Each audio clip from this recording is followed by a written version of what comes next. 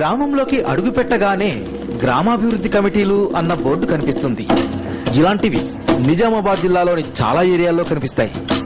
ఇవి చేయాల్సిన పని ఒక్కటే, గ్రామాన్ని అభివృద్ధి బాటలో నడిపించడం, ప్రభుత్వ పథకాలను అమలు చేయించుకోవడం, గ్రామం తరఫున ప్రభుత్వానికి విజ్ఞప్తులు చేయడం. కానీ ఇక్కడ నడుస్తున్న చరిత్ర వేరు.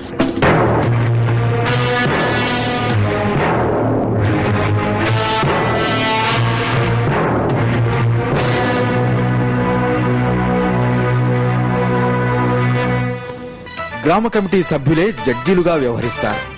ఎవరికి న్యాయం చేయాలన్నా, ఎవరికి అన్యాయం చేయాలన్నా వీళ్లే చూసుకుంటారు.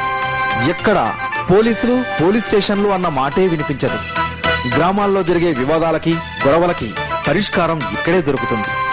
ఇక్కడి గ్రామ కమిటీలు చెప్పిందే వేదమవుతుంది. ఇక్కడి నిర్ణయాలను ప్రజలు తూచా తప్పకుండా పాటించాలి. అంటే ఈ గ్రామాలకు ఈ కమిటీ సభ్యులే కోర్ట్, జడ్జ్, పోలీస్ అన్నమాట.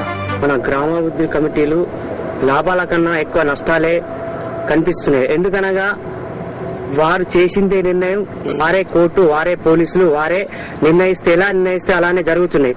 ఎందుకంటే ఈ కమిటీల వల్ల నష్టాలు ఎక్కువ జరుగుతున్నాయి. ఎన్నో విధాలుగా ప్రజలు ఏది గాని సామాన్యుడు నష్టపోతున్నాడు. ముఖ్యంగా వీరు కమిటీల వల్ల ఏ సమస్య అయినా గ్రామాభివృద్ధి కమిటీకి చెప్పని ఏడలా వాళ్ళు సొంతంగా చేసుకుంటే గ్రామ బహిష్కరిస్తుళ్ళు.